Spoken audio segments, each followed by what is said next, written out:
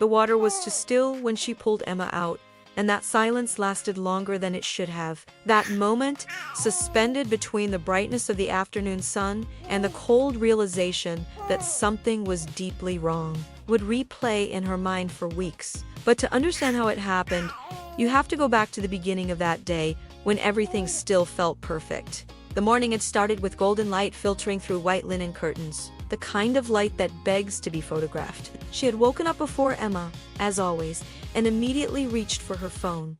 43 new notifications, comments on yesterday's video, requests for links to the organic cotton onesies, messages asking where she bought the pastel-colored silicone bowls.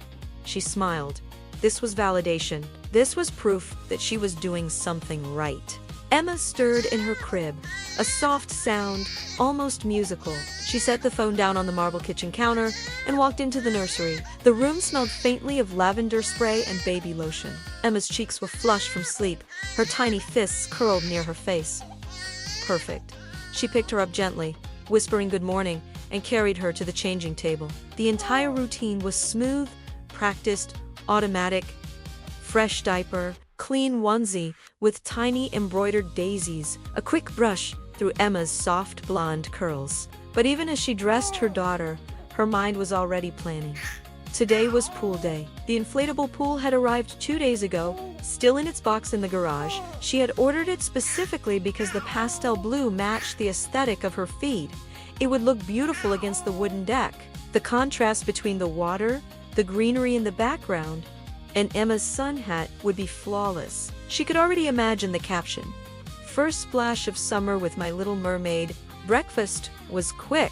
Mashed banana with a drizzle of honey, served in a ceramic bowl painted with hand-drawn lemons. Emma it messily, as toddlers do, smearing banana across her cheeks. Normally, this would have been another content opportunity, but today she was focused. She wiped Emma's face quickly, perhaps a little too roughly, and moved on. There was no time for prolonged meals. The lighting outside would only be perfect for another 2 hours. She filled a large glass bottle with filtered water, grabbed the organic sunscreen from the bathroom cabinet, and threw a cotton towel over her shoulder. Emma babbled happily as she was carried outside, unaware of the urgency her mother felt. The backyard was small, but well-kept. Wooden deck, trimmed grass, a few potted plants arranged for visual balance. The inflatable pool sat in the center, already filled with water from the night before. She had planned ahead. The water had warmed under the sun, just the right temperature. She set Emma down on the towel and began applying sunscreen. Her hands moved quickly, spreading the white cream over small arms, chubby legs, the back of Emma's neck. She was thorough, or so she thought, but her attention was split. She kept glancing at her phone, propped against a planter, already recording. The angle was good. The light was good. Everything was lining up perfectly. Emma giggled as the cool sunscreen touched her skin, and her mother smiled back, but it was a distracted smile, a smile performed for the lens. She checked the frame one more time, adjusting the phone slightly to the left. Better.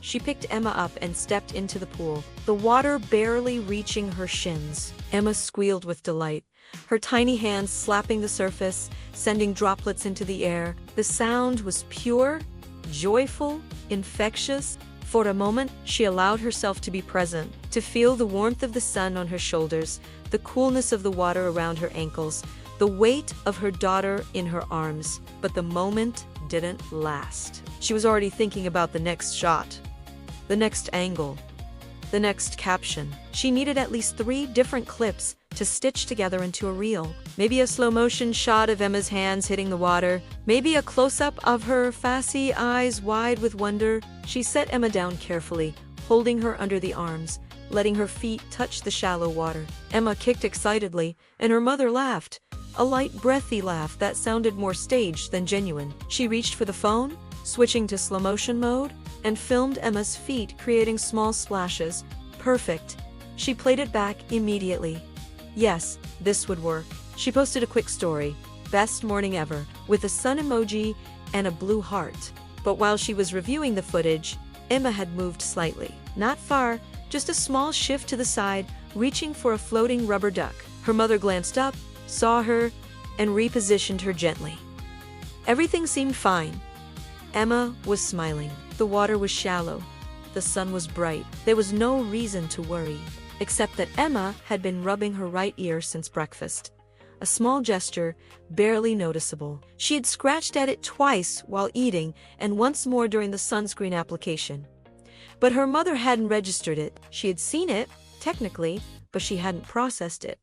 Her mind was elsewhere, on the lighting, on the composition, on the engagement rate of yesterday's post. Emma dunked her head briefly under the water, just for a second, the way toddlers do when they are learning to play. Her mother gasped, pulled her up quickly, wiping the water from her face. Emma coughed once, then smiled again. Kids are resilient. They bounce back. She told herself this as she kissed Emma's wet forehead and repositioned her in the pool. But water had entered Emma's ear, the same ear she had been scratching all morning. They stayed in the pool for another 20 minutes, long enough to capture 5 reels, 3 stories, and a dozen photos. Her mother's arms were starting to ache from holding the phone at different angles, but she pushed through. Content creation required discipline. It required persistence. The pool water sloshed gently as Emma played, her laughter echoing across the yard. To anyone watching, it looked idyllic. A perfect summer day. A perfect mother, a perfect child. But perfection is a performance, and performances require rehearsal, adjustment, and above all, distraction from what is real. By evening, Emma was fussy. She refused her dinner, pushing away the sweet potato puree her mother had carefully prepared and photographed earlier that afternoon. She cried when placed in the high chair, arching her back, her face red and scrunched with discomfort. Her mother tried everything. A different spoon, a different bowl, a song, a distraction video on the tablet. Nothing worked. Emma kept pulling at her right ear, harder now, her small fingers tugging with increasing desperation. Her mother noticed this time. She noticed, but she rationalized. Teething, probably. Or maybe just tired from all the excitement. She gave Emma a dose of infant pain reliever, the kind that tasted like artificial berries, and rocked her gently in the nursery chair. The room was dim, the only light coming from a salt lamp in the corner. Emma's breathing was uneven, interrupted by small whimpers. It took over an hour to get her to sleep. When she finally drifted off, her mother placed her carefully in the crib and tiptoed out of the room, exhaling deeply. She was exhausted, emotionally drained. She collapsed onto the living room couch and opened her phone. The pool video had already gotten over 2,000 likes. Comments poured in. Such a sweet moment. You're such a good mom. Emma is so lucky to have you. She smiled, scrolling through each one, feeling the warmth of validation settle over her like a blanket. But at 2 in the morning, Emma woke up screaming. Not the usual fussy cry of a toddler waking from a bad dream, but a sharp, high-pitched scream that sent adrenaline flooding through her mother's body. She ran into the nursery, flipping on the light. Emma was standing in her crib, gripping the railing, her face soaked with tears. Her right ear was red, visibly swollen. She was clawing at it, crying in a way that sounded more like pain than distress. Her mother's hands trembled as she picked her up. Emma's body was hot, too hot, feverish. She pressed her lips to Emma's forehead, an instinctive gesture, and felt the unmistakable heat of a rising temperature.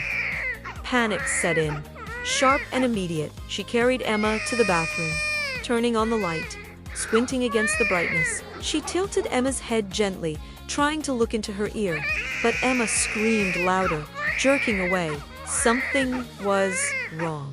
Very wrong. She grabbed her phone, fingers shaking as she typed into the search bar, "baby ear infection symptoms." The results loaded quickly. Tugging at ear, fever, fussiness, difficulty sleeping, fluid drainage. She scrolled frantically, her breath shallow. Had there been fluid? She hadn't seen any, but maybe she hadn't looked closely enough. Maybe she had been too busy editing videos to notice. Emma continued to cry, her small body shaking with sobs. Her mother tried to soothe her, bouncing gently, whispering reassurances, but nothing helped. She felt helpless, completely, devastatingly helpless. She thought back to the pool, the way Emma had dunked her head under the water, the way she had been scratching her ear all morning, the way her mother had seen it but dismissed it. ignored it, prioritized the content over the child.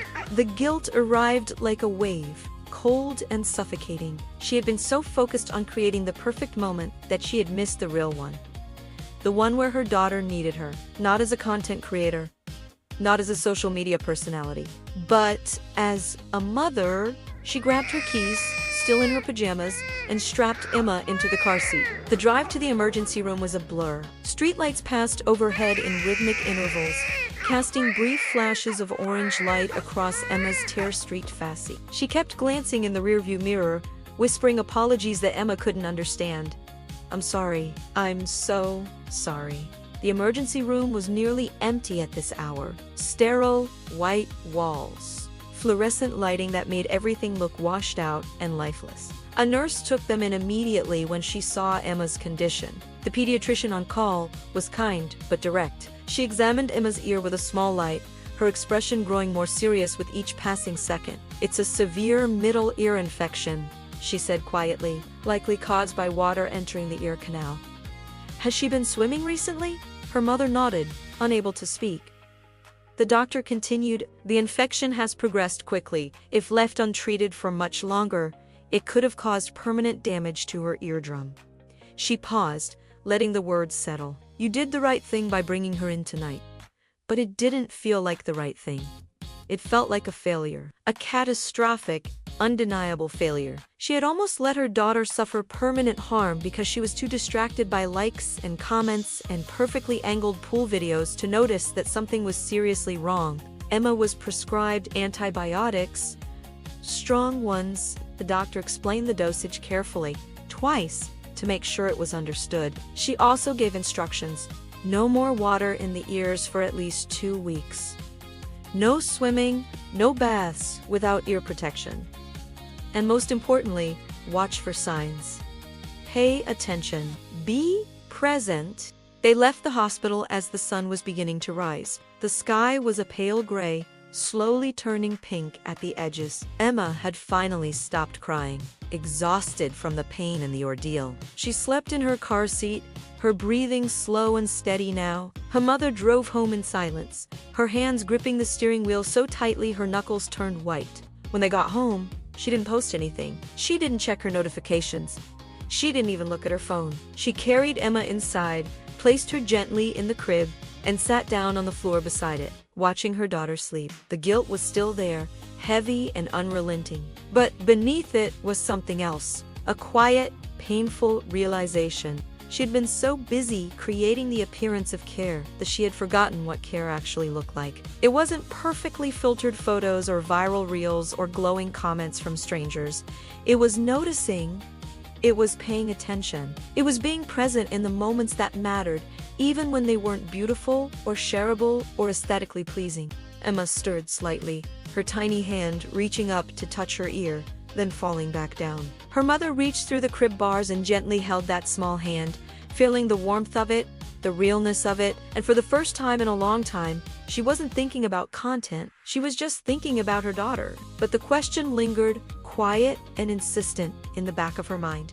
How many other moments had she missed? How many other signs had she ignored? And would she recognize them next time, or would she still be looking at the world through a lens